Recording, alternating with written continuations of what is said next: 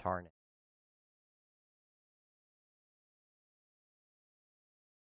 Okay, here we have the chromatic scale laid out on the low E and the high E.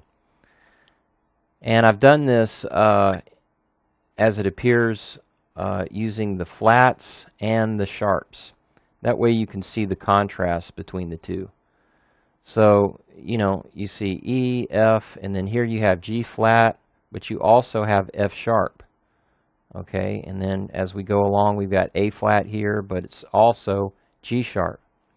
These two notes, the flat and the sharp notes, are inharmonic.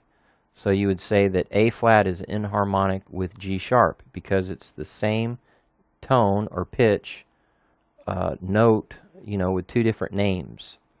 Okay, so if we go and look at each string, okay, here's the A string, all right, and the D string, you can see that this is laid out just like the chromatic scale that we looked at earlier. It's the same thing.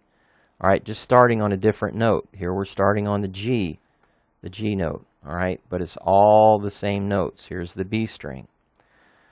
So as we are mapping out each string, going along through the DVD, I would recommend that you would look at this document so it help you follow along easier, okay?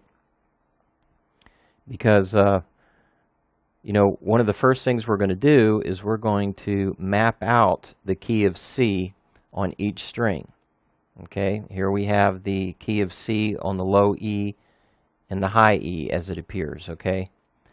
Now, this is the key of C, but just starting on the E note. It's still the key of C. It's still the same notes, all right?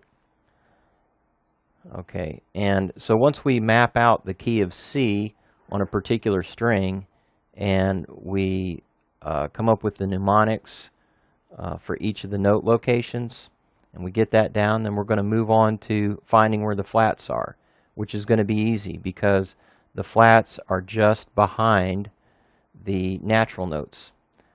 As an example, here we have G right behind it in this location. That's G flat. Here we have A, right behind it is A flat.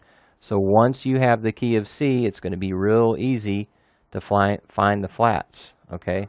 And remember, every flat note has an inharmonic equivalent that's a sharp note, all right? So, we're going to do this for each string. Here's the A string. All right, here's how the key of C is mapped out on the A string. All right, and so on. So again, you're going to want to use these documents as we go along in the video, mapping out each string. All right, so let's grab our guitars and get started.